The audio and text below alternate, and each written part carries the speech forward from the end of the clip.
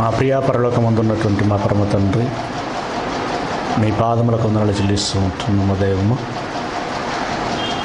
గడిచిన కాలమంతయు మమ్మలను క్షేమముగా ఉంచినందులకి కృతజ్ఞతాస్తులు చెల్లిస్తూ ఉంటున్నాం మా తండ్రి. మీ జ్ఞానపు విలువను ఎరిగి అది మాకు కావాలి అని, అందుకోసం మేము వస్తాము అని మాట ఇచ్చి రాలేక వెనకబడి ఉన్నటువంటి మీ పిల్లలు ఎందును బట్టి రాలేదు, వారి బలహీనత, సాతాను యొక్క బలమా, కారణం ఏంటో తెలియదు కానీ తండ్రి రాక మాని అంటున్నారు. వారిని గురించి నేనేమని విన్నపము చేసుకోవాలి తండ్రి? వారిని నీ చిత్తమునకు అప్పగిస్తూ ఉంటున్నా. వచ్చినటువంటి మీ పిల్లలమైనటువంటి మేము ప్రతి సందర్భమునందును ప్రార్థనలోను, పాటలలోను వాక్యము ధ్యానించి గ్రహించుటలోను, ఆ తర్వాత ఆచరించి జీవించటంలోను ఆ ఆనందాన్ని, ఆ సంతోషాన్ని ఆస్వాదించగలిగేటువంటి కృపను మాకు దయచేయమని వేడుకుంటున్నాం. అయిష్టముగా కాక ఇష్టముగా అన్నీ చేయటానికి ఆ విధమైనటువంటి మనస్సు మాలో పెంపొందింపబడటానికి తగిన ప్రేరేపణ పరిశుద్ధాత్మ యొక్క సహాయంతో మాకు అనుగ్రహించమని వేడుకుంటున్నాం. ఇప్పటి వరకు తమ్ముడు విలువైనటువంటి మాటలను చూపించాడు. మీ పిల్లలు వాటిని మనసును పెట్టుకుంటారని ఆశిస్తూ ఉంటున్నాను. దైవమా, మరికొన్ని మాటలను ధ్యానించడానికి ఇష్టపడుతూ ఉంటుండగా మంచి ఆలోచన, ఏకాగ్రతతో గ్రహించగలిగేటువంటి కృపను మాకు దయచేయమని, జీవితంలో అలాగున జీవించగలిగేటువంటి కృపను మాకు దయచేయమని మా ప్రభువు, మా రక్షకుడు అయినటువంటి క్రీస్తు యేసు వారి శ్రేష్టమైన నామమున ప్రార్థించి వేడుకుంటున్నాం మా పరమ తండ్రి. ప్రభు నామమున మీ అందరికీ వందనములు, శుభములు చెల్లిస్తూ ఉంటున్నాను. ప్రియ దేవుని పిల్లలారా, గడిచిన వారములో దేవుని కుటుంబము ఎలాగ ఉంటే బాగుంటుంది అనేటువంటి విషయాన్ని మనం ఆలోచించగలిగాం. ఇంకా దానికి కొనసాగింపుగా ఒక కుటుంబంలో ఒక భర్త ఏ విధమైనటువంటి పాత్ర పోషించవలసినటువంటి బాధ్యత ఉన్నది, కుటుంబంలోని యజమానుని పాత్ర ఏంటి అనే విషయాన్ని ఈరోజు మనము లేఖనాలను ధ్యానించి దేవుడు చెబుతున్నటువంటి మాటను గ్రహించి మన కుటుంబాలను దేవుని కుటుంబముగా కట్టుకొని దేవుని కుటుంబంగా మనమందరము ఆ ఆనందాన్ని, ఆ సంతోషాన్ని ఆస్వాదించేటువంటి ప్రయత్నం చేద్దాం. ప్రియమైనటువంటి వారలారా, తండ్రి యజమానుడిగా ఉండవలసినటువంటి కుటుంబంలో యజమానుడు తప్పించబడ్డాడు. ఆ స్థానాన్ని సాతాను ఆక్రమించింది. అందుకే కుటుంబాలలో ఉండవలసినటువంటి ఆ ప్రేమ, అనురాగాలు, ఆ ఆప్యాయతలు, ఆ ఆధ్యాత్మికత, ఆ సహవాసము దేవుని యందు ఉండవలసినటువంటి భయభక్తులు, దేవుని పిల్లలుగా, దైవ కుటుంబముగా సమాజంలో ఏ విధంగానైతే ఉండగలగాలో ఆ విధంగా ఉండలేనటువంటి పరిస్థితి ఏర్పడుచున్నది. దీనంతటి గల కారణం తండ్రిని తండ్రిగా మనం స్వీకరించకపోవటం, తండ్రి మన యజమానుడు అనేటువంటి విషయాన్ని మనం గుర్తించక అతన్ని మనం గౌరవించకపోవటము. కుటుంబము నిలబడాలని, నా పిల్లలందరూ బాగుపడాలని, నా నామమును బట్టి, నన్నును బట్టి భూతలమంతా కుటుంబంగా ఉండాలని, మరి ఎలా ఉంటే కుటుంబం అని అనబడుచుందో ఆ కుటుంబానికి కావలసినటువంటి ఆ కుటుంబంలోని సభ్యులైన ఒక భర్త, ఒక భార్య, పిల్లలు, తల్లిదండ్రులుగా, పిల్లలుగా ఎవరెవరు ఏ ఏ పాత్రలను పోషించాలో ఆ పాత్రలకు న్యాయం చేకూర్చాలో అందుకు సంబంధించినటువంటి జ్ఞానవాక్కులను దేవుడు మన గ్రంథమైనటువంటి బైబిల్లో వ్రాసిపెట్టాడు. వాటిని మనం చదవగలిగినట్లయితే, మనసును పెట్టగలిగినట్లయితే, తూచా తప్పకుండా అనుసరించగలిగినట్లయితే నిజముగా ఒక అద్భుతమైనటువంటి గొప్ప కుటుంబ జీవితాన్ని మనమందరము ఆస్వాదించగలుగుతాం. ఈరోజు పెళ్లి దినములో చేసినటువంటి ప్రమాణం ఏదైతే ఉంటుందో, చాలామందికి వివాహము అని అనగానే సందడి కదండి. వివాహము అనగానే అందరూ కూడా సందడిలో ఆనంద పారవశ్యములో మునిగిపోతూ ఉంటారు. వచ్చేవారు, పోయేవారు, ఆ రంగులు, ఆ కోలాహలం, ఆ సందడి, వీటిలో మునిగిపోతూ ఉంటారు. అసలు కార్యమును విస్మరిస్తూ ఉంటారు. పాస్టర్ గారు ప్రమాణం చేయిస్తూ ఉంటారు. మీరు నోటితో అంటుంటారే కానీ నేను అంటున్న మాటకి అర్థం ఏంటో గ్రహించేంత ఆలోచన కానీ, ఆ ఓపిక కానీ, ఆ మూడు కానీ మరి వధూవరులకి ఇరువురికి ఎవరిలో ఉండదు. కానీ అదొక ప్రమాణము, అదొక వాగ్దానం. ఇస్తున్నటువంటి మాట భార్యకు మాత్రమే కాదు, దేవా నేను ఇలాగ ఉంటాను అని దేవునికి కూడా ఇస్తున్నటువంటి మాట. కనుక ఆ ప్రమాణము ఆ దినమునకు మాత్రమే అని భావించక, జీవించినంత కాలము ఈ ప్రమాణమునకు నేను కట్టుబడి ఉండవలసినటువంటి బాధ్యత ఉన్నది అనేటువంటి విషయాన్ని గుర్తెరగాలి.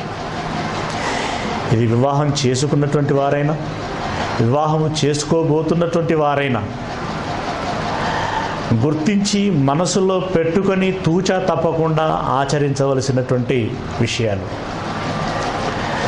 సూర్య కుటుంబంలో సూర్యుడు ఏ విధంగానైతే కేంద్ర స్థానమో, అలాగే ఇదిగో మన కుటుంబంలో ఒక యజమాని లేదా ఒక భర్త అలాగనే కేంద్ర స్థానము. శరీరానికి కేంద్రమైనటువంటి ఒక మెదడు, ఒక గుండె లయ తప్పితే ఏమవుతుంది? గుండె లయ తప్పింది అనుకోండి. లయ తప్పడం అంటే అది నిమిషానికి 70-80 సార్లు లబ్ డబ్ అని కొట్టుకోవాలి. లయ తప్పడం అని అంటే లబ్ డబ్ అంటుంది అనుకోండి. పంపింగ్ అవ్వదు. ఎప్పుడైతే పంపింగ్ అవ్వదో బ్లడ్ సర్క్యులేషన్ అవ్వదు. సర్క్యులేషన్ ఎప్పుడైతే అవ్వదో ఆక్సిజన్ అందదు, ఎనర్జీ అందదు. ఆటోమేటిక్గా శరీర అవయవాల పనితీరంతా కూడా అస్తవ్యస్తం అయిపోతుంది. శరీరం ఉన్నట్ట నిలువున కుప్పకూలిపోతుంది. అలాగే కుటుంబ యజమాని లయదప్పితే కుటుంబము కూడా అలాగే లయదప్పిపోతుంది. ఇది నిజం, ఇది అక్షరాల నిజం. అందుకే యజమానుడు ఎలాగుండాలో, ఒక భర్త ఏ పాత్రను పోషించాలో దేవుడు మరి భవిష్యత్తును ఎరిగినటువంటి వాడు గనక వారికి కావలసినటువంటి తన మనసులోని మాటలను ఈ కాలానికి, నిజంగా అప్పుడెప్పుడో మొదటి శతాబ్దంలో రాయించబడినటువంటి ఈ మాటలు 21వ శతాబ్దానికి కూడా సరిగ్గా హత్తుకునేటట్లుగా, సరిగ్గా సరిపోయేటట్లుగా మనకు కనబడుతూ ఉంటాయి. ఆ మాటలు మనం చూడగలిగినట్లయితే పేతురు గారు రాసినటువంటి మొదటి పత్రిక 3వ అధ్యాయము 7వ వచనము. పేతురు గారు రాసినటువంటి మొదటి పత్రిక 3వ అధ్యాయము 7వ వచనంలో నుండి, అటువలనే పురుషులారా జీవమను కృపావరములో మీ భార్యలు మీతో పాలివారై ఉన్నారని ఎరిగి ఎక్కువ బలహీనమైన ఘటమని భార్యను సన్మానించి మీ ప్రార్థనలకు అభ్యంతరము కలగకుండానట్లు జ్ఞానము చొప్పున వారితో కాపురము చేయుడి అని అంటున్నాడు. ఏమండి, ఇక్కడ నిజంగా ఒక కుటుంబము ఎక్కడైతే చిన్నాభిన్నమైపోతున్నదో, ఒక కుటుంబ వ్యవస్థ ఎక్కడైతే తప్పిపోతున్నదో, గాడి తప్పుచున్నదో, కీలరిగి వాతబెట్టాలి అనేటువంటి నానుడి ఏ విధంగానైతే ఉన్నదో, సమస్య ఎక్కడున్నదో ప్రభు చెబుతున్నాడు. సమస్య ఎక్కడ ఉన్నదో చెబుతున్నాడు. దాన్ని ఎలా సాల్వ్ చేసుకోవాలో చెబుతున్నాడు. పురుషులారా అంటే భర్తలారా, జీవమను కృపావరములో మీ భార్యలు మీతో పాటుగా పాలివారై ఉన్నారు. అంటే జీవిస్తున్నటువంటి జీవితంలో పాలివారు వారు, మీతో పాలివారు అంటే మీరు జీవించినట్లుగా వారును జీవించవలసినటువంటి అవసరం ఉన్నది. ఇంకన్నింటికంటే మిన్నగా ఎదుగో జీవించబోచున్నటువంటి ఆ నిత్య జీవమునకు కూడా మీతో పాటు వారును రావలసినటువంటి అవసరం ఉన్నది. రావాలి. జీవమును కృపావరములో పాలివారై ఉన్నారని ఎరిగి, అయితే మీతో పాటుగా వారు రావటానికి వారి పరిస్థితి ఏంటో చెబుతున్నాడు. వారి పరిస్థితి ఏంటంటే, అంటే వారి బలము బలహీనత ఏంటో చెబుతున్నాడు ఇక్కడ. మీ భార్యలు మీతో పాలివారై ఉన్నారని ఎరిగి ఎక్కువ బలహీనమైన ఘటమని భార్యను సన్మానించి అని అన్నాడు. ఘటము అంటే పాత్ర, బలహీనమైన ఘటము అంటే బలహీనమైన పాత్ర అని అంటున్నారు. మనం వాడుకునేటువంటి పాత్రలో అతి బలహీనమైన పాత్రలు ఏవి చెప్పండి?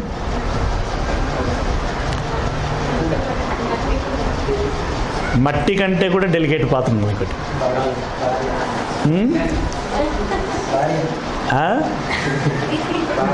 బాడీ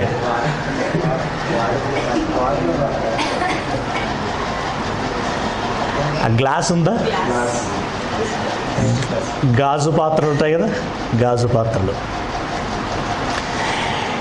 ఏమంటే ఒక వాహనంలో నుండి పాత్రలను తీస్తున్నప్పుడు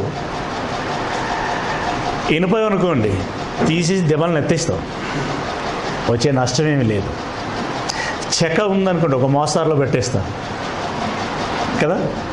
అదే గాజు పాత్ర అనేసరికి జాగ్రత్త జాగ్రత్త అని అంటాం. అంటే గాజు పాత్ర అని అనగానే జాగ్రత్త అనేటువంటి ఒక మెలకువ మనలో వస్తుంది. ఎందుకు అనంటే అది బలహీనమైనటువంటిది, చాలా డెలికేట్గా ఉంటుంది. ఎలా పడితే అలా మనం దాన్ని కింద పెడితే అది పగుళ్ళు ఇచ్చేటువంటి ప్రమాదము ఉంటుంది. కనుక గాజు పాత్ర అనగానే స్మూత్గా హ్యాండిల్ చేయాలి, స్మూత్గా హ్యాండిల్ చేయాలి అనే విషయాన్ని అయితే మనం సాధారణంగా ఎలాగనైతే ఎరుగుతామో, భార్యల విషయంలోనికి వచ్చేసరికి భర్తలు మనసులో పెట్టుకోవాల్సిన విషయం ఏంటట, ఇవి చాలా డెలికేటెడ్ పాత్రలు కనుక వీటిని చాలా స్మూత్గా హ్యాండిల్ చేయాలి. ఎందుకంటే వీరి మనస్సు అండి చాలా సెన్సిటివ్. ప్రతి చిన్న విషయానికి ఎక్కువగా స్పందించటం జరుగుతూ ఉంటుంది. సంతోషాన్ని ఆపుకోలేరు, అలాగే దుఃఖాన్ని ఆపుకోలేరు. వెంటనే రియాక్ట్ అయిపోతుంటారు. ఆ క్రమంలో ఒకవేళ కనుక నొచ్చుకునేటువంటి సందర్భం ఏదైనా వచ్చింది అనంటే వారి మనసు ముక్కలు చెక్కలైపోతుంది. అది మళ్ళీ ఒక రాశికి తీసుకురావాలంటే, అతుకు పెట్టాలంటే సాధారణంగా అయ్యేటువంటి పని కాదు. ఏమండి, పగిలిపోతుంది. హృదయం గాయమైంది అని అంటూ ఉంటాం. నా హృదయం పగిలిపోయింది, ముక్కలు చెక్కలైపోయింది అని ఆ సందర్భాలలో ఆ పదప్రయోగాలు చేస్తూ ఉంటారు. నిజమే, వీరికి ఎమోషన్ ఎక్కువ. అన్ని సందర్భాలని సమానంగా స్వీకరించలేరు. కనుక వారితో గడిపేటువంటి సమయంలో, వారితో మాట్లాడేటువంటి సమయంలో, వారితో సహవసించేటువంటి సమయంలో వీరి మనస్సు ఇలాంటిది అని ఎరిగినటువంటి వారుగా భర్తలు చాలా జాగ్రత్తగా బిహేవ్ చేయాలి అని అంటున్నాడు. చాలా జాగ్రత్తగా బిహేవ్ చేయాలి. బలహీనమైన ఘటమని ఎంచి వారిని సన్మానించుడి అని అంటే బలహీనమైనటువంటి ఘటానికి మరి వారు ఏ విషయంలో బలహీనులో, ఏ విషయంలో వారు అచేతనంగా ఉంటున్నారో, ఏ విషయంలో వారు సమస్యను ఎదుర్కొంటున్నారో ఆ లోటును మనం తీర్చవలసినటువంటి బాధ్యత ఉంది. ఆ సమస్యను పరిష్కరించవలసినటువంటి బాధ్యత ఉంది. సన్మానించటము అని అంటే అదే అంటే శాల్వా వేసి దండ వేయటం కాదు. సన్మానించటము అని అంటే వారి అవసరాలను ఎరిగి అందుకు అనుగుణముగా మనం తీర్చి సమాధానపరచటమే సన్మానించటము. వారు బలహీనులు గనక వారెక్కడ కూడా ఆ బలహీనతను బట్టి దెబ్బతినకుండా, ఆ బలహీనతను బట్టి గాయపడకుండా, ఆ బలహీనతను బట్టి వెనకబడకుండా వారిని మనం జాగ్రత్తగా చేయి పట్టుకొని నడిపించవలసినటువంటి బాధ్యత ఎదుగో పురుషులకు ఉన్నది. ఆ విధంగా సన్మానించండి అంటున్నాడు. తర్వాత మీ ప్రార్థనలకు అభ్యంతరము కలగకుండానట్లు అని అంటున్నాడు. అంటే బలహీనమైనటువంటి ఘటముల మూలముగా ఇదిగో అభ్యంతరాలు కూడా ఎదురయ్యేటువంటి అవకాశం ఉన్నది అని అంటున్నాడు. నిజంగా చిత్రమైనటువంటి పరిస్థితి ఏంటంటే, గత పాఠంలో మనం చెప్పుకున్నట్టుగా కుటుంబముగా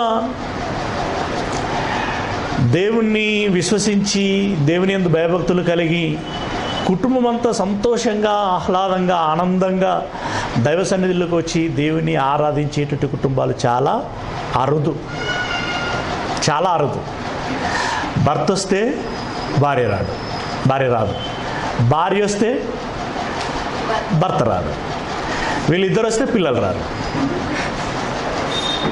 ఏమండి, పిల్లలు వచ్చిన కుటుంబాలలో తల్లిదండ్రులు రానటువంటి వారు ఉన్నారు. విచిత్రమైనటువంటి పరిస్థితి ఏర్పడుతూ ఉంటుంది. అయితే ఈరోజు మనం గమనించగలైతే చర్చిలలో దేవుడు ఇక్కడ ఇలా అన్నాడు, కానీ చర్చిలలో మనం చూడగలిగినట్లయితే ఈరోజు పురుషుల సంఖ్య కంటే స్త్రీల సంఖ్య మనకు ఎక్కువగా కనబడుతూ ఉంటుంది.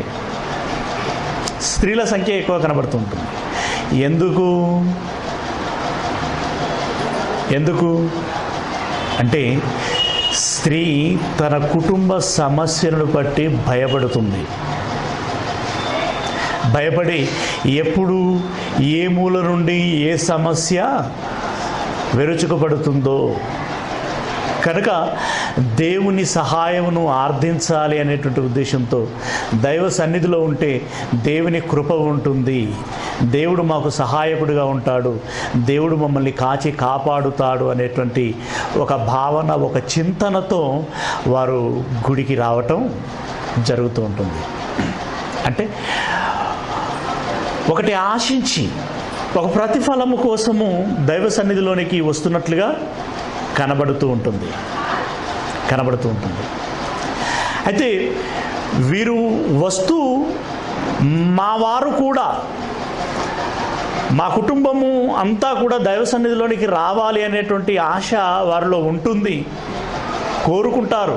కానీ అందుకు తగినటువంటి ప్రయత్నము బలంగా చేయలేకపోతుంటారు.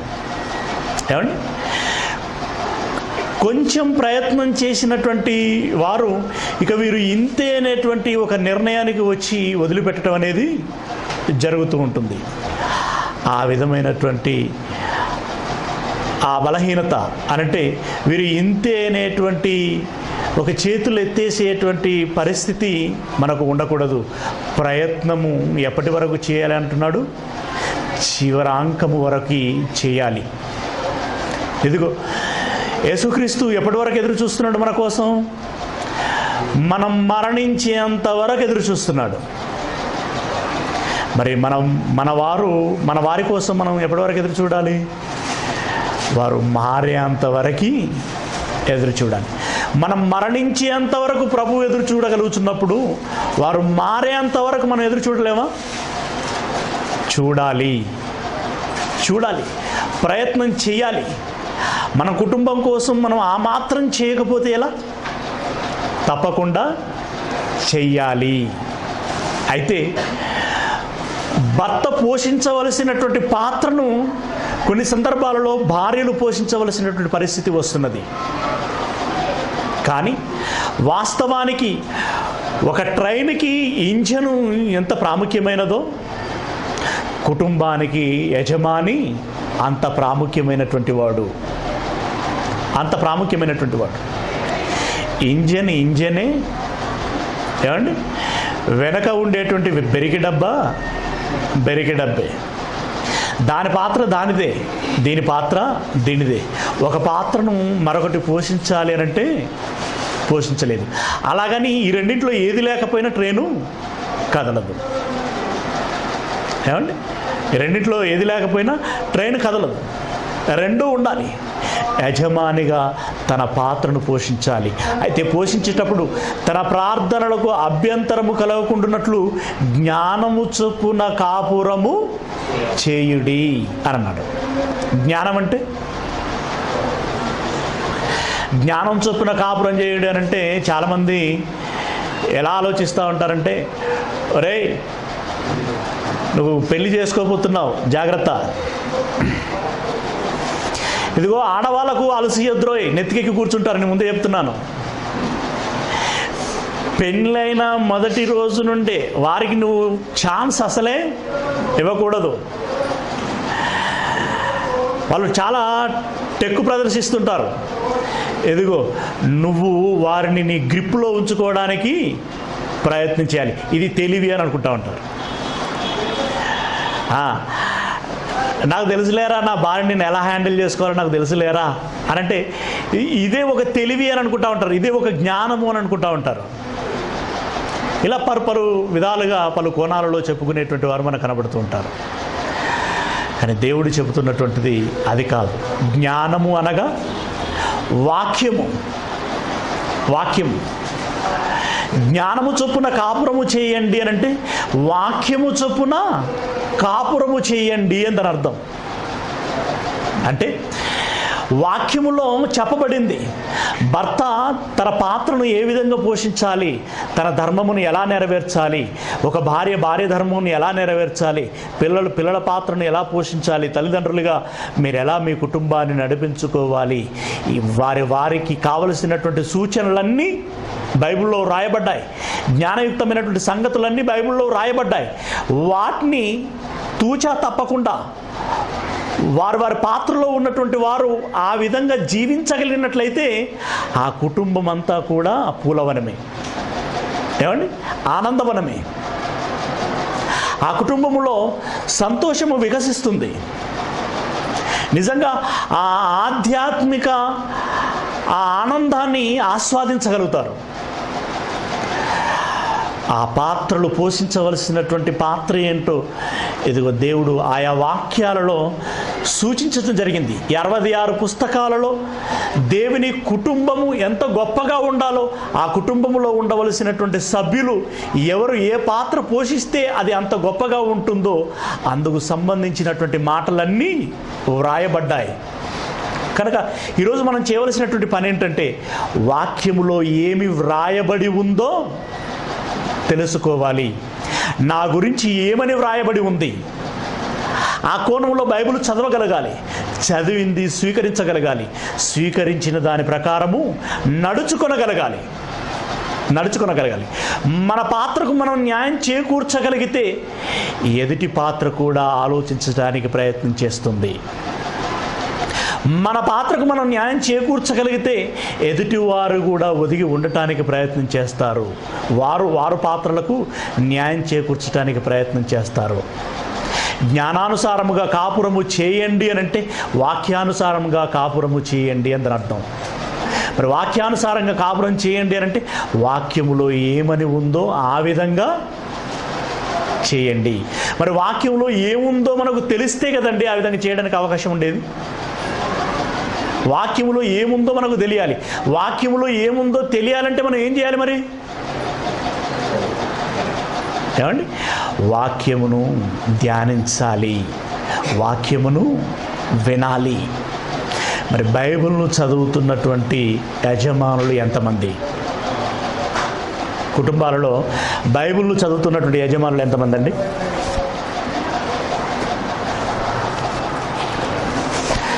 మనం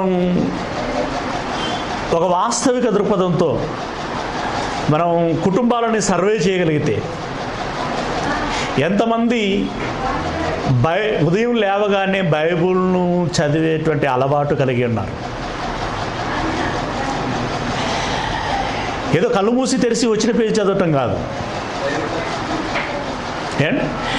ఏదో చదవాలి కాబట్టి చదివిన ఉన్నట్టుగా మొక్కుబడిగా చదవటం కాదు. చదవటం అంటే గ్రహింపుతో చదవాలి, పరిశోధనాత్మకంగా చదవాలి, అర్థం చేసుకుంటూ చదవాలి. ఎంత చదివామనేటువంటిది ముఖ్యంగా కాకుండా ఎంత గ్రహించగలుగుతున్నాము, ఈరోజు నేను నేర్చుకున్న విషయం ఏంటి అని ఆ పాయింట్ ఆఫ్ వ్యూలో చదవగలగాలి. అలా చదువుతున్నటువంటి వారు ఎంతమంది అండి? ఏదో ఉదయం చదవాలి కాబట్టి చదువుదాము అని అనుకునేటువంటి వారు 100కు 1-2 కుటుంబాలు మనకు కనబడుతుంటాయి. ఇక అలా కాకుండా బైబిల్లో ఏముందో గ్రహిస్తూ చదవాలి అని చదివేటువంటి వారు ఆ 1-2 కుటుంబాలు కూడా మనకి కనబడవు. అంటే అసలు బైబిల్ను చదివేటువంటి వారే లేరు అని అర్థం. మరి బైబిలే వారు చదవకపోతే బైబిల్లో ఏముందో వారికి ఎలా తెలుస్తుంది? బైబిల్లో ఏముందో వారికి తెలియకపోతే ఏమండి వాక్యానుసారమైన అనగా జ్ఞానానుసారమైనటువంటి కాపురము వారు ఎలా చేయగలుగుతారు చెప్పండి? చేయలేరు. కాబట్టే ఈరోజు కుటుంబాలు కుంపటి నిలయాలుగా మారిపోయాయి. ఏమండి సమస్యల నిలయాలుగా మారిపోయాయి. ప్రతి కుటుంబంలో ఏదో ఒక సమస్య.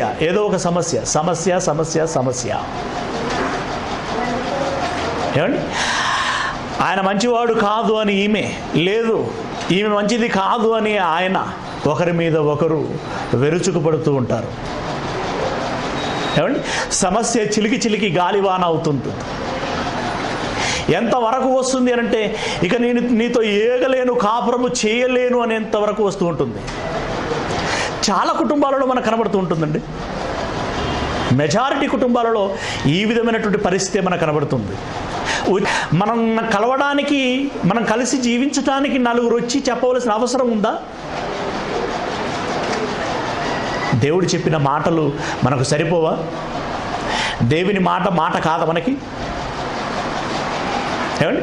ఆయన మనతో మాట్లాడటం లేదా? ఆయన మనకు చెప్పి ఉండటం లేదా? ఒక తండ్రిగా, ఒక యజమానిగా మనకు నేర్పించవలసినటువంటి మాటలన్నీ నేర్పించటం లేదా అనంటే ఇక్కడ సౌండ్ ఏం రావట్లేదు కదా, అందుకే మనం పట్టించుకోవటం లేదు. అంటే బైబిల్లో నుండి సౌండ్ ఏం రావట్లేదు కదా, మనం పట్టించుకోవటం లేదు. ఎఫెక్టివ్గా కనబడటం లేదు, మనం పట్టించుకోవటం లేదు. అదే పెద్ద మనుషులు ఉన్నారనుకోండి, ఏదైనా నీ సంగతి ఏంద్రా అని అంటాడు, అప్పుడు కొంచెం బుర్రకెక్కినట్టుగా ఉంటుంది. నీ కళ్ళు నెత్తికెక్కినాయా, అసలు నీకు భర్త అంటే నీకు విలువలేదా అని అంటే అప్పుడు ఏదో మనకు కొంచెం నిప్పుశక తగిలినట్టుగా ఉంటుంటుంది. అంటే అలా చెబితేనే మనకు అర్థమవుతాయా పిల్లరా? మనము కలిసి ఉండాలి అని అనుకుంటే నలుగురు అవసరం లేదు. మనం కలిసి ఉండటానికి నలుగురితో పని లేదు. నలుగురు వచ్చి చెబితే నేను కలిసి ఉంటాను అనుకోకూడదు. 400 మంది వచ్చి చెప్పినా, విడిపోమ్మని చెప్పినా మనం విడిపోకూడదు. ఏమండి? ఇటు నలుగురు అటు నలుగురు వచ్చి కూర్చొని చెబితే చెప్పేది ఏంటండి? కలిసి ఉండండి, కలిసి ఉండండి, కలిసి ఉండండి అని అంటారు. కుదరదు కుదరదు కుదరదు అని వీళ్ళు అన్నారు అనుకోండి, అయితే కుదరదు దానికి విడిపోండి అని అంటారు. ఇక వాళ్ళు చెప్పేదే ఉంది. ఇక కలిసి ఉండండి అని అన్నారు, తర్వాత విడిపోండి అని అన్నారు. అయితే అంటే కలితే కలవండి, లేదంటే విడిపోండి. ఇంతకంటే మూడో మాట ఏముందిగా? ఇక చెప్పేది ఏముంది? నలుగురు వచ్చి చెప్పినా, 400 మంది వచ్చి చెప్పినా చెప్పే మాట అదే, కలిసి ఉండండి. కలిసి ఉండరా? అయితే విడిపోండి. కలిసి ఉంటే మీరు సుఖంగా ఉండలేరా? అయితే విడిపోయి సుఖంగా ఉండండి. కలిసి ఉండి సుఖంగా ఉండలేనటువంటి వీరు విడిపోయి మాత్రం సుఖంగా ఉండగలరా? ఆలోచించండి. భర్తకు భార్య, భార్యకు భర్తగా, భర్త అండదండలుగా ఉండి, అన్యోన్యంగా ఉండి, ప్రేమ ఆప్యాయతలలో ఒకరి కోసం ఒకరు కనిపెట్టి, ఒకరి అవసరాలను ఒకరు తీరుస్తూ ఉంటున్నటువంటి కుటుంబములోనే సౌఖ్యము లేనప్పుడు విడిపోయి ఒంటరిగా ఉన్నటువంటి ఒక స్త్రీ ఎలా సుఖంగా ఉండగలదండి? ఒంటరిగా ఉన్నటువంటి స్త్రీ అనంటే లోకము ఎన్ని విధాలుగా ఆలోచిస్తుందో మీరు ఒకసారి ఆలోచించండి.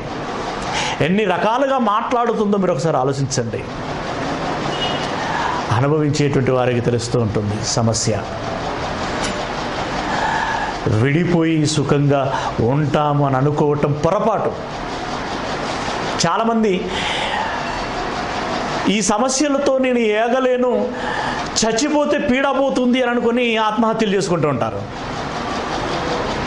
చచ్చిపోతే సమస్యలు తగ్గుతాయా? తెలుసు కదా, పెనం మీద నుండి పొయ్యిలో పడినట్లే. అలాగే విడిపోతే పీడపోతుంది అని చాలామంది అనుకుంటుంటారు. విడిపోతే బాగుంటుంది అని చాలామంది అనుకుంటుంటారు. విడిపోతే సమస్యలు తగ్గటం కాదు, పెరిగిపోతూ ఉంటాయి. సమస్యలు పెరిగిపోతూ ఉంటాయి.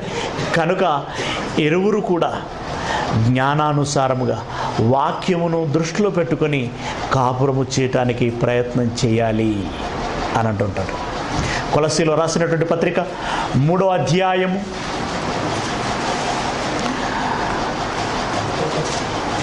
3వ అధ్యాయము 19వ వచనాన్ని మనం చూడగలిగినట్లయితే, భర్తలారా మీ భార్యలను ప్రేమించుడి, వారిని నిష్ఠూర పెట్టకండి అని అంటున్నాడు. మీ భార్యలను ప్రేమించండి.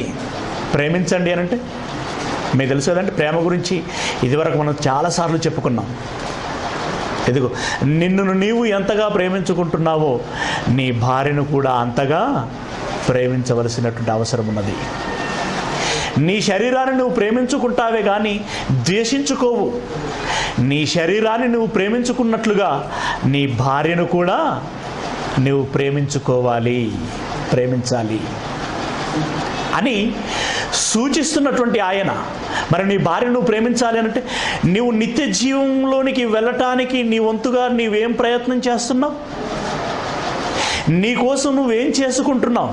అలాగే నీ భార్యను కూడా నిత్య జీవంలోనికి నడిపించటానికి నీ ప్రయత్నం నువ్వు చేయాలి. చేయాలి అని అన్నప్పుడు ఒక కుటుంబమును నడుపుకోవాలన్నా, నీవు నిత్య జీవంలోనికి నడవాలి అనన్నా నీకు వాక్యం అవసరము, నీకు జ్ఞానం అవసరము. అయినప్పుడు ఒక భర్తగా ఇదిగో నీ బాధ్యత ఏంటంటే, మొదటగా 66 పుస్తకాల యొక్క అవగాహన నీవు కలిగి ఉండాలి. 66 పుస్తకాల యొక్క అవగాహన నీవు కలిగి ఉండాలి. ఎంతగా ఎరిగి ఉండాలి అనంటే, ఇదిగో నీ భార్యకి ఏదైనా తెలుసుకోవాలని ఉంటే, నేర్చుకోవాలని ఉంటే, బైబిల్లో ఏదైనా సమస్య, అయ్యో దీని అర్థం ఏంటి అని అడిగితే దానికి సమాధానం చెప్పగలిగేటువంటి పరిస్థితిలో భర్త ఉండాలి అని అంటున్నాడు. ఈ పేజీని ఇలాగనే ఉంచి కొరంథీయులు రాసినటువంటి మొదటి పత్రిక 14వ అధ్యాయము 35వ వచనాన్ని చూడండి. కొరంథీయులు రాసినటువంటి మొదటి పత్రిక 14వ అధ్యాయము 35వ వచనంలో నుండి, వారు ఏమైనను నేర్చుకొనగోరిన ఎడల ఇంట తమ భర్తలను అడగవలయును అని అన్నాడు.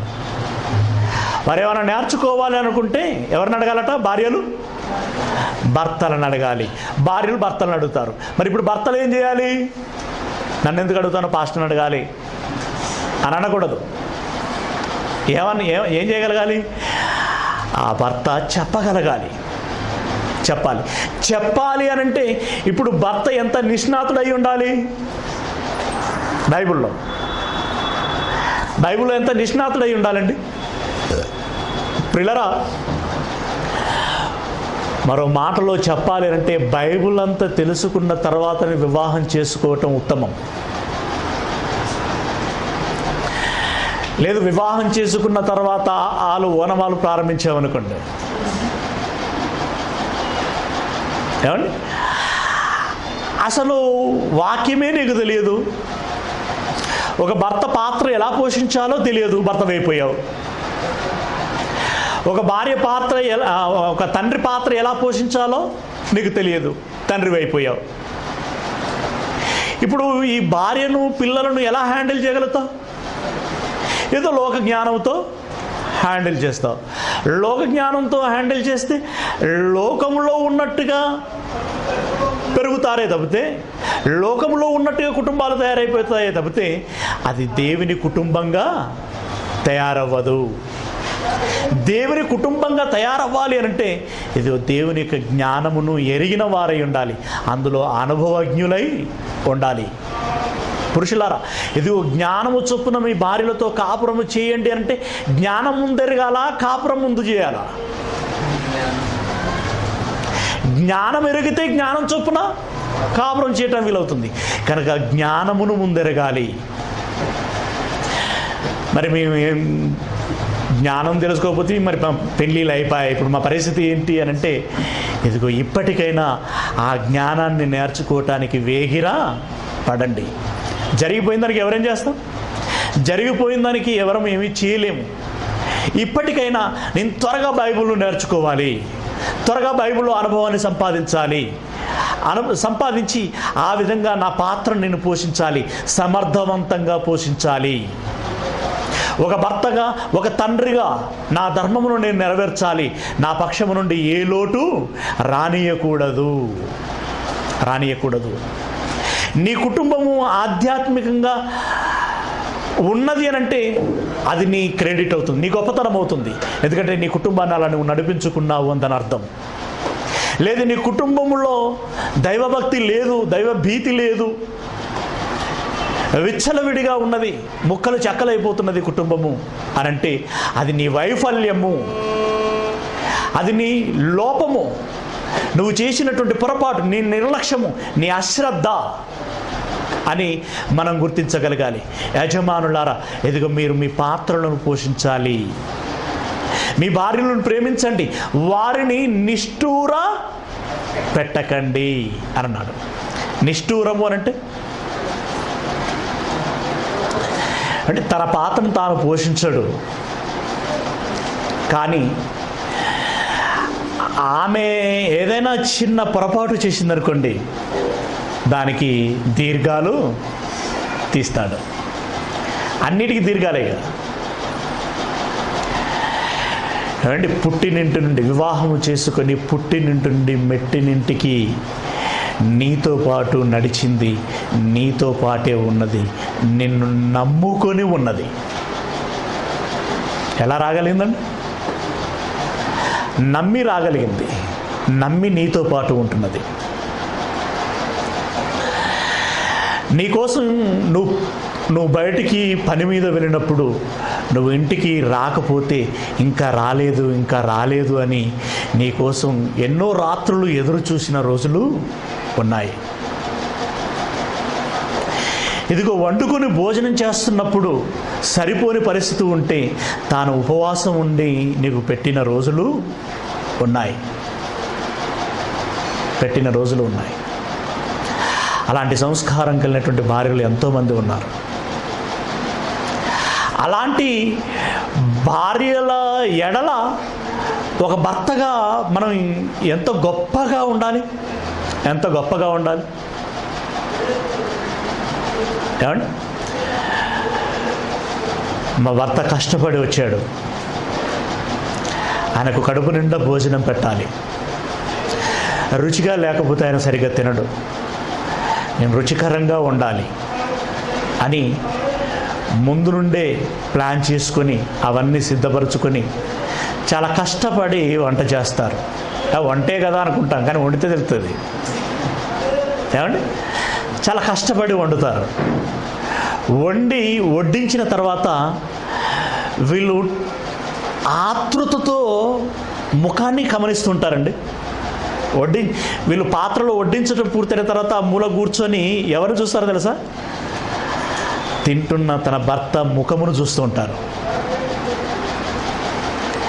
ఎక్స్ప్రెషన్ ఎలా ఉంది అంటే, మొదటి ముద్ద నోట్లో పడగానే ఆ ఫేస్ అంటే బాగుంది అన్నట్టుగా ఎక్స్ప్రెషన్ పెడతాడా, ఇదేంది అన్నట్టుగా ముఖం చిట్లిస్తాడా? ఏమండి, ముఖములో వెలుగు వస్తుందా, కాంతి వస్తుందా, లేదా ముఖము చిట్లిస్తాడా? దానికోసం ఎదురు చూస్తూ ఉంటుంది. తినగానే సూపర్ బ్రహ్మాండం అన్న అనుకోండి, ఉప్పొంగిపోతుందండి. నేను ధన్యురాలను అనుకుంటుంది. అమ్మయ్య, నా భర్తను నేను సంతృప్తిపరచగలిగాను. ఒక భార్యగా నా భర్తను నేను సంతృప్తిపరచగలిగాను అని అనుకుంటుంది. ఏ ఎక్స్ప్రెషన్స్ లేవు. ఏదో అర్థాన్ని బండి ఎలాగుందండి భోజనం అని అడిగింది అనుకోండి, నీ ముఖంలా ఉంది అని అన్నాను అనుకోండి, అయిపోయాయి.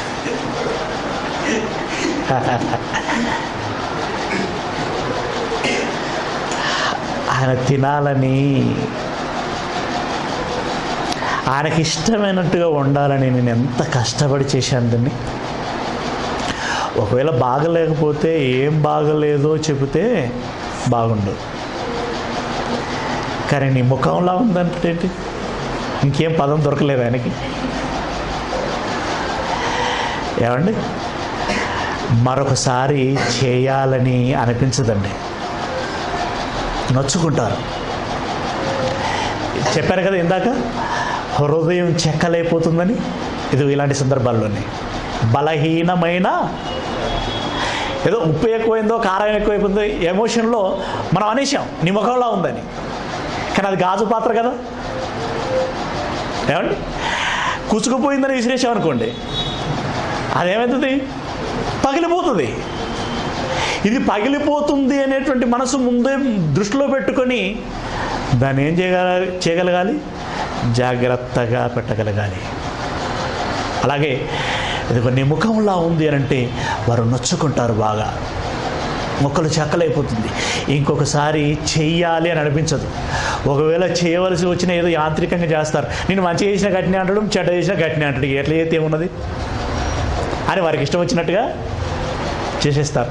చెయ్యాలి అనేటువంటి మనస్సు వారికి రాదు.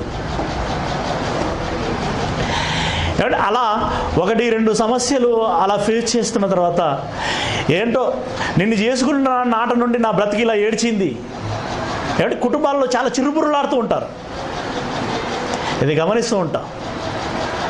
నన్ను చేసుకున్న నాటి నుండి నీ బ్రతుకు ఇలా ఏడ్చిందా అంటే ఇప్పుడు నేనేం చేశాను? నా మూలముగా నీ బ్రతుకు ఏమైంది? నా వైపు నుండి జరిగిన లోటేంటి, తప్పేంటి? నీ బ్రతుకు ఇలా ఉండటానికి నేను కారణమైతే మరి నా బ్రతుకు ఇలా ఉండటానికి ఎవరు కారణం? ఇలా రకరకాలైనటువంటి ఆలోచనలు వస్తాయి. ఆలోచనలకు అంకురార్పణ జరుగుతూ ఉంటుంది. ఆలోచించటం ప్రారంభిస్తుంటారు. ఎప్పుడైతే ఇలా ఆలోచించటం ప్రారంభిస్తారో అక్కడే సాతాను దూరటం ప్రారంభిస్తుంది.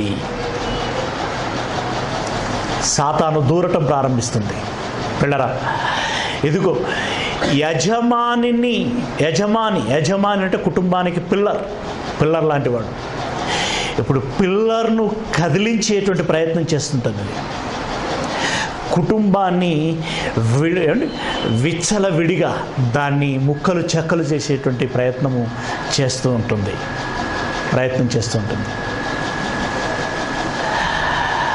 పక్కింటి పిన్ని వస్తుంది, ఏమమ్మాయి రాత్రి ఏదో గొడవ పడ్డట్టున్నారు మీరు మీ ఆయన అని అంటుంది. ఇంటి గుట్టు బయట పెట్టుకోవడం ఎందుకు? చేతులారా మనమే మన సంసారాన్ని బజారుకి ఈడ్చుకోవటం ఎందుకు అని చెప్పి బాధలన్నీ దిగమింగుకొని, అదేం లేదు పిన్ని, రాత్రి కేకలు వినబడితేను అదే పిల్లలు అల్లరి చేస్తుంటే ఆయన పిల్లల మీద అరిచాడు అని చెప్పేసి, అంటే ఆ పుట్టెడి దుఃఖాన్ని కడుపులోనే పెట్టుకుంటుందండి.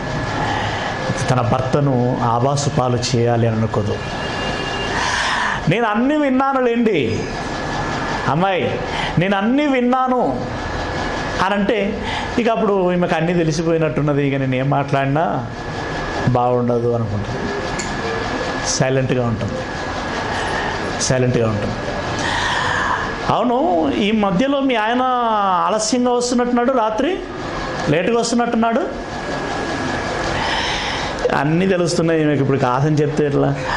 అవును పిన్ని, ఈ మధ్యలోనే మొన్నటి నుండి అప్పుడప్పుడు కొంచెం లేటుగా వస్తున్నాడు. ఎందుకైనా మంచిదమ్మా ఒక గంట కనిపెట్టు అని అంటది.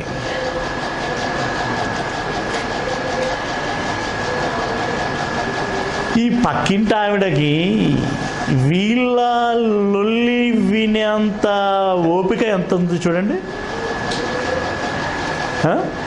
ఈ భార్య భర్తలు జగడం అనేటువంటి విషయం ఆమెకి ఎలా తెలుసు? అంటే గోడ మీద నుండి వంగి ఒక చెవి ఇటువైపే పెట్టిందా? అంటే ఎంత ఇంట్రెస్ట్ చూడు, ఇంకేం పనులు లేవన్నట్టుగా ఇదే ఒక పెద్ద పనిగా పెట్టుకున్నది. ఈ కుటుంబంలో ఏం జరుగుతున్నదో అన్నీ విన్నది. మరి విన్నది సరే, ఒక మంచి సలహా ఇస్తున్నదా అని అంటే లేదు. ఇప్పుడు ఏమంటున్నది? ఎందుకైనా మంచిదమ్మా ఒక గంట కనిపెట్టు అని అంటది. అప్పటి నుండి ఆమె అవును ఎందుకు ఆలస్యంగా వస్తున్నాడు ఇలా ఆలోచించడం ప్రారంభిస్తే ఇక ఆలోచనలన్నీ నెగటివ్గానే వెళ్ళిపోతూ ఉంటాయి. అనుమానాలు ప్రారంభమవుతాయి. కుటుంబంలో చిచ్చు మొదలవుతుంది. అంతే, కుటుంబంలో చిచ్చు మొదలవుతుంది. కనుక ప్రియులరా, ఇది ఇలాంటి సమస్యలకు ఎన్నిటికో ఆజ్యము పోయడానికి అవకాశం ఏర్పడుతూ ఉంటుంది. కనుక యజమానులారా, మీరు ఇదిగో జ్ఞానము చొప్పున కాపురము చేయండి. అనవసరంగా మీ భార్యలను నిష్ఠూర పెట్టకండి.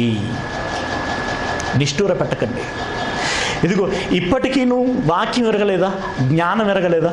జ్ఞానం నేర్చుకోవటానికి ప్రయత్నం చేయండి. భార్యలు వెళుతున్నారు, భర్తలు వెళ్ళటం లేదు. అంత బిజా? ఏమంటే ప్రార్థనకు వెళ్దాం రండి అని అంటే, ప్రార్థనకా? నువ్వు వెళ్తున్నావుగా, వెళ్ళు, మళ్ళీ నేనెందుకు అంటే నువ్వు వెళ్ళటమే మా ఎక్కువ, మళ్ళీ నేనెందుకు అన్నట్టుగా. ఏమండి, అక్కడే సమస్య దెబ్బతింటున్నది, సమస్య ఆరంభమవుతున్నది. ఏమండి, గాడి తప్పుతున్నది. నువ్వు వెళ్ళకూడదా? అసలు నువ్వెళ్ళి నీ వెంట నీ భార్యను నీ పిల్లలను నడిపించుకోవాలి. నీ భార్య వెళుతూ నిన్ను రమ్మంటున్నది అంటే నువ్వు సిగ్గుపడాలి. అసలు నా భార్య రండి అని పిలిచేంత వరకు పరిస్థితి తెచ్చుకున్నాను అని నేనే ఒక అడుగు అడ్వాన్స్గా ఉండవలసినటువంటి వాడను. అలాంటి నన్నే ప్రార్థన కోసం రండి అని చెప్పించుకోవలసినటువంటి పరిస్థితుల్లో ఉన్నాను అని తలంచుకొని సిగ్గుపడాలి. అలా ఆలోచించలేకపోతున్నారు. ఆలోచించాలి ప్రియులారా. సాతాను కుటుంబాలను చెరపడానికి ప్రయత్నం చేస్తున్నది. పైగా లాజిక్లు, తాగుబోతులు ఉంటారు. మీరు గుడికి రావటం లేదు, పైగా తాగొస్తున్నారు అన్నాం అనుకోండి.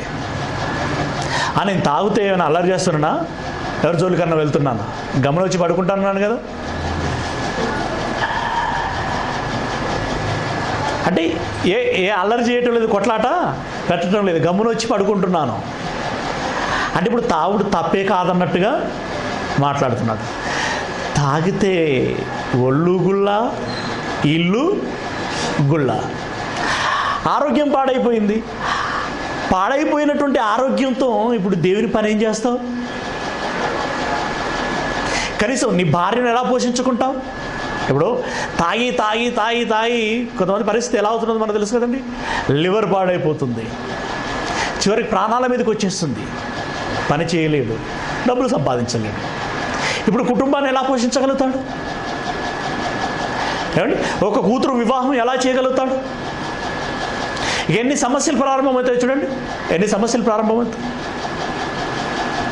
నేను ఎవరి జోలికన్నా వెళ్తున్నానంటే జోలి సంగతి పక్కబెట్టు, ఇక్కడ అసలు సమస్యకే చీటు జరుగుతున్నది. కనుక తాగటం మూలంగా ఆరోగ్యంగా దెబ్బతినేటువంటి ప్రమాదం ఉంది, ఆర్థికంగా దెబ్బతినేటువంటి ప్రమాదం ఉంది. ముఖ్యంగా త్రాగటం మూలంగా మనస్సు చెడుతుంది, ఆలోచించేటువంటి శక్తి సామర్థ్యము తగ్గిపోతుంది, విచక్షణ కోల్పోతావు. ఈ ఆలోచించే సామర్థ్యం తగ్గిపోయిన తర్వాత నీ కుటుంబాన్ని నడిపించుకునేటువంటి సమర్థత నీకుండదు. ఏమండి, నువ్వు ఏ ఆలోచన చేసినా బాగుండదు, నువ్వు ఏ మాట అన్నా ఏ నడిపించినా అది పర్ఫెక్ట్గా ఉండదు, జ్ఞానానుసారంగా ఉండదు.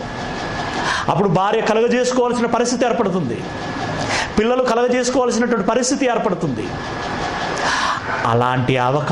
అలాంటి పరిస్థితి రానివ్వకూడదు. మీ భార్యలను నిష్ఠూర పెట్టకండి, జ్ఞానము చొప్పున వారితో కాపురము చేయండి అని అంటున్నాడు. మరొక మాట మనం చూసుకోగలిగినట్లయితే ఎఫెసీయులో రాసినటువంటి పత్రిక 5వ అధ్యాయము, ఎఫెసీయులో రాసినటువంటి పత్రిక 5వ అధ్యాయము 28, 29 వచనాలు. అటువలనే పురుషులు కూడా తమ సొంత శరీరములను వలె తన భార్యలను ప్రేమింపబద్దులై ఉన్నారు. తన భార్యను ప్రేమించువాడు తన్ను ప్రేమించుకొనుచున్నాడు. తన శరీరమును ద్వేషించిన వాడెవడునూ లేడు గాని ప్రతి వాడును దాన్ని పోషించి సంరక్షించుకొనును. మనము క్రీస్తు శరీరమునకు అవయములమై ఉన్నాము గనుక అలాగే క్రీస్తు కూడా సంఘమును పోషించి సంరక్షించుచున్నాడు. పిల్లరా, సంఘము ఎడల క్రీస్తు ఏ విధంగానైతే బాధ్యతాయుతంగా నడుచుకుంటున్నాడో మీరును మీ భార్యల ఎడల ఆ విధంగా బాధ్యతాయుతంగా నడుచుకోండి, మీ కుటుంబం ఎడల బాధ్యతాయుతంగా నడుచుకోండి అని అంటున్నాడు. సంఘము మంచిదవ్వాలని క్రీస్తు తన ప్రాణమునే పెట్టాడు కదా. సంఘం మంచిదవ్వాలని క్రీస్తు తన ప్రాణమునే పెట్టాడు. క్రీస్తు సంఘమును ప్రేమించినట్లుగా అంత గొప్పగా మనమును మన కుటుంబాన్ని, భార్యను ప్రేమించగలగాలి. అలా ప్రేమించగలిగినప్పుడే మనం భర్తలమవుతాం. భర్త అని పిలిపించుకోవటం కాదు, భర్తలము అని అనిపించుకోగలగాలి. ఆ విధమైనటువంటి పాత్ర పోషించగలగాలి. మీ భార్యలను ప్రేమించుడి, ప్రభువు కూడా అలాగుననే సంఘమును పోషించి సంరక్షించుచున్నాడు. ఇప్పుడు కుటుంబాన్ని పోషించి సంరక్షించవలసినటువంటి బాధ్యత భర్తది అని అంటున్నాడు. భర్త తన బాధ్యతను విస్మరించి తిరిగినట్లయితే ఆ కుటుంబం పరిస్థితి ఎలాగుంటుందో మీరు ఒకసారి ఆలోచించండి. పల్లెటూరులలో ఎక్కువగా కనపడుతూ ఉంటాయి. పట్టణంలో కూడా ఉంటుంది కానండి, కొంచెం బయటికి ఎక్కువ రావు, ఇంటర్నల్గా జరిగిపోతూ ఉంటాయి అన్నీ. కొన్ని పేద కుటుంబాలలో, కాలనీలలో కూడా బయటకు వస్తూ ఉంటాయి సమస్యలు. ఇంట్లో సరుకులు ఉండవు, బియ్యం ఉండదు, ఉప్పు, పప్పు, కారం, నూనె ఏదో ఉండదు. ఈయన గారు ఇంటి పట్టున ఉండడు. తెల్లారు లేవగానే ఏదో టెన్షన్గా, ఏదో సీరియస్ వర్క్ మీద వెళ్తున్నట్టుగా స్నానం చేసి మరీ బొట్టు పెట్టుకొని బయటకు వెళ్తాడు. ఎక్కడికి వెళ్తున్నాడంటే ఏం లేదు, ఆ సెంటర్లోకి వెళ్తే ఎవడన్నా కూడా వెళ్తాడు. అక్కడికి వెళ్ళిన తర్వాత ఆడేదో బాత్కాని కొట్టాలి. ఆ తర్వాత వాడు వీడు కలిసి ఇంత తాగాలి. తాగి ఎలాగో అలాగా పొద్దుపుచ్చుకొని వస్తాడు. రాత్రి ఏ మధ్యరాత్రో ఇంటికి చేరుతాడు. ఇంటికి వచ్చిన తర్వాత ఏం వండలేదా, పాత్రనే ఎత్తేస్తాడు. ఏం తెచ్చాడని, ఏం ఉన్నదని. ఏమండి, ఇంట్లో ఏమీ లేదు. మా ఆయన ఇంటి నుండి వెళ్ళిపోయి 2 రోజులు అవుతుంది, ఆయన జాడ లేడు అని బోరున ఏడుస్తుంది మరియా. అది చూసి పక్కింటి వారు చలించిపోతారు, బాధపడతారు. ఆ బాధ కట్టుకున్న భర్తగా నీకు ఉండదా? ఏమండి, భర్తగా మనం ఆలోచించకూడదా? కండ్లలో కండ్లు పెట్టి చూసుకోవలసినటువంటి మనము వారి చేత కన్నీరు పెట్టించటం అనేది భావ్యం కాదు. ఇవన్నీ ఎందుకు చెబుతున్నాను అనంటే, మన కుటుంబంలో కూడా ఎప్పుడో ఒకప్పుడు అడపాదడప ఇలాంటి సమస్యలు చోటు చేసుకుంటూ ఉంటాయి. కనుక మనం దేవుని పిల్లలముగా, దైవ జ్ఞానము ఎరిగినటువంటి వారముగా ముందు చూపుతో మన కుటుంబాన్ని చక్కగా నడిపించుకోవటానికి మనం నేర్చుకోవలసినటువంటి విషయాలు ఇవి. మనం నేర్చుకోవాల్సినటువంటి విషయాలు ఈ విధంగా మన ధర్మమును మనం, మన పాత్రను మనం సమర్థవంతంగా పోషిస్తూ మన కుటుంబాన్ని నడిపించుకునేటువంటి ప్రయత్నం మనం చేయాలి. మన ప్రయత్నం మనం చేసిన తర్వాత కూడా పరిస్థితిలో మార్పు లేదు అనంటే, అంటే ఇదిగో భర్తను అనుసరించి భార్య నడుచుకోవటం లేదు అనంటే, పిల్లలు నడుచుకోవటం లేదు అనంటే, నువ్వు చెప్పి చెప్పి చెప్పి చెప్పి చెప్పి నీలో ఓపిక ఉన్నంత వరకు చెప్పిన తర్వాత కూడా వారి పద్ధతిని మార్చుకోవటం లేదు అనంటే, అప్పుడు నీ బాధ్యత ఏమీ కాదు. అయితే పరిస్థితి ఇలా ఉండదు. మోస్ట్లీ ఎక్కువగా మనం నిజంగా సిన్సియర్గా ఇలాంటి ప్రయత్నం చేస్తే భార్య మారటానికి అవకాశం ఉంటుంది, పిల్లలు నడవటానికి అవకాశము ఉంటుంది. తన నడవడికల ద్వారా అవిశ్వాసులైనటువంటి వారిని విశ్వాసంలోనికి నడిపించవచ్చు అని బైబిల్ చెప్పింది. వారిని బట్టి నేను ఆగిపోతాను అని అనుకోకూడదు. చాలామంది ఎలా ఉంటుందంటే, వెళితే అందరం వెళ్ళాలి, ఉంటే అందరం ఇంటికాడ ఉండాలి అన్నట్టుగా ఉంటుంది. ఆ ధోరణి తప్పు. ఎందుకంటే ఎవరి ఆత్మకు వారు ఉత్తరవాదులు. మీ జీవిత భాగస్వాములను నడిపించుకోవటానికి మీరు చేయవలసిన ప్రయత్నం వల్ల చేయండి. ఒకవేళ చేసిన వారు నడవటం లేదు అనంటే నడవటం లేదంటే వారిని వదిలిపెట్టాలి మీన్స్ దేవునిలో కొనసాగటానికి నువ్వు ముందుకు సాగుతూనే ఉండాలి. ఇక కుటుంబం విషయంలోకి వస్తే నీ ధర్మాన్ని నువ్వు నెరవేరుస్తూ ఉండాలి. ఆ విధంగా ముందుకు సాగాలి. ఒక మంచి కుటుంబము అనేటువంటి దానికి ఒక సందర్భాన్ని మనం ఆలకించగలిగినట్లయితేనండి, పౌలు శీలాలు సువార్త ప్రకటిస్తున్నప్పుడు, ముఖ్యంగా వారు జైలుకు వెళ్ళినప్పుడు ఆ జైల్లో ఒక సంఘటన జరుగుతుంది. ఆ సంఘటనను బట్టి జైలర్కి ఒక మార్పు వస్తుంది. అప్పుడు ఆయన అడుగుతాడు, అయ్యలారా మీరు రక్షణ పొందుటకి నేనేం చేయవలేను అని అంటాడు. అప్పుడు నీవు దేవుని మాటలను విని బాప్తిసము పొందుకో, నువ్వు రక్షించబడతావు అని అన్నారు. అప్పుడు ఆ జైలరు వీళ్ళని ఇరువురిని ఇంటికి తోడుకొని వస్తాడండి. ఇంటికి తోడుకొని వచ్చి జరిగిందంతా కుటుంబానికి చెబుతాడు. భార్య పిల్లలకి చెప్తాడు. అప్పుడు అయితే ఏంటట అని అనలేదు భార్య. పిల్లలు కూడా అయితే ఇప్పుడు నువ్వు బాప్తిసం తీసుకుంటున్నావా, నువ్వు తీసుకో, కానీ మమ్మల్ని బలవంత పెట్టకు అని పిల్లలు అనలేదు. ఎంత సుహృద్భావంగా వారు ఆలోచించారో ఆ సందర్భాలను మనం చూడగలిగినట్లయితే అపోస్తుల కార్యములు 16వ అధ్యాయము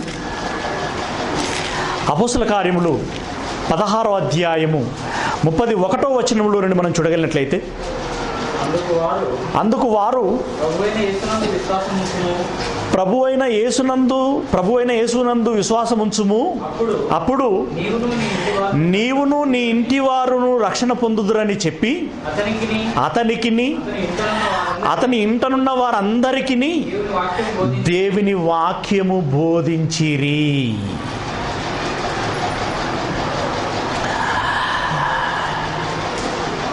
ఇందాక గంట క్రితం ఏం జరిగిందో తెలుసా? ఇదిగో ఈ దైవజనులు జైలుకు వచ్చారు. వారు దేవుని గురించి ప్రార్థిస్తూ పాటలు పాడుతూ ఉంటే అదేందో ఆశ్చర్యకరంగా ఖైదీలందరూ వింటున్నారు. అయితే ఆ క్రమంలోనే ఉన్నపలంగా ఒక పెద్ద భూకంపం వచ్చింది. జైలంతా పడిపోయింది. కానీ విచిత్రం ఏంటంటే ఖైదీలు ఎవరూ పారిపోలేదు, ఎవరి ప్రాణాలు పోలేదు. నేను చంపుకోవాలనుకున్నాను, కానీ ఇదిగో వీళ్ళే వద్దని నివారించారు. ఈరోజు నేను మీ ముందు నిలబడ్డాను అనంటే, మీతో మాట్లాడుచున్నాను అనంటే ఇదిగో ఈ దైవజనులే కారణము అని అన్నప్పుడు, అవునాయా? వారిని బయట నిలబెట్టారు. లోపలికి రమ్మనండి, లోపలికి రండి, లోపలికి పిలిపించుకున్నారు. ఇప్పుడు దైవజనులు చెబుతున్నటువంటి వాక్యాన్ని భర్త వింటున్నాడు, భార్య కూడా వింటున్నది, పిల్లలందరూ వింటున్నారండి. అంటే మా ఆయన విని ఇది నిజమని చెబితే మేమెందుకు నమ్మాలి అని అనుకోలేదు. ఒకవేళ ఆయన నమ్మితే నమ్మిండు, మాకు అవసరం లేదు అని అనుకోలేదు వాళ్ళు. మా భర్త ప్రాణాలు నిలబడ్డాయనంటే అది దేవుని మూలముగా మా భర్త కంటే ఎక్కువ ఎవరు? ఇదిగో మా భర్త ప్రాణాలు నిలబెట్టినటువంటి దేవునికి మేము లోబడకపోతే ఎలా? దేవుని మాట వినకపోతే ఎలా? దేవుడు ఈ విధంగా మమ్మల్ని తన హక్కును చేర్చుకుంటున్నాడు. ఇది మాకు ఒక మంచి సందర్భం, మంచి అవకాశము అని భావించినటువంటి అందరూ కూడా వాక్యం విన్నారటండి. విని ఏం చేశారు? రాత్రి ఆ గడియలోనే వారిని తీసుకొని వచ్చి వారి గాయములు కడిగెను. వెంటనే అతడును అతని ఇంటి వారు అందరూ బాప్తిస్మము పొందిరి. మరియు అతడు వారిని ఇంటిలోనికి తోడుకొని వచ్చి భోజనం పెట్టి దేవుని యందు విశ్వాసం ఉంచిన వాడై తన ఇంటి వారందరితో కూడా ఆనందించెను. ఇంటి వాళ్ళందరూ ఆనందించారటండి. ఇంటి వాళ్ళందరూ ఆనందించారట. ప్రియ దేవుని పిల్లరా, ఇది ఒక కుటుంబం అంటే ఇలా ఉండాలి. ఒక భర్త జరిగినటువంటి సందర్భాన్ని తీసుకొచ్చి ఇంట్లో చెప్పినప్పుడు భార్య దాన్ని సావధానంగా స్వీకరించగలిగింది. పిల్లలు వాటిని స్వీకరించగలిగారు. దేవుని మాటలు వినగలిగారు. వినటమే కాదు, వారు కూడా మారు మనసు పొందుకున్నారు, బాప్తిసం తీసుకున్నారు. మేము ఇప్పుడు దేవుని పిల్లలమయ్యాము అనేటువంటి ఆనందంతో కుటుంబం అంతా కూడా ఆనందించగలిగింది. ఆ రకంగా ఎదుగో యజమానులముగా మనము మన కుటుంబాన్ని దేవునిలో కట్టుకోవటానికి ప్రయత్నించాలి. భార్యలుగా, పిల్లలుగా యజమానికి సహకరించి దేవుని కుటుంబం నిర్మించబడటానికి మన వంతు ప్రయత్నము మనం చేయాలి. భర్తలు తప్పకుండా ఆ విధమైనటువంటి ప్రయత్నం చేస్తారని ఆశిస్తూ ఈ మాటలను ముగిస్తున్నాను.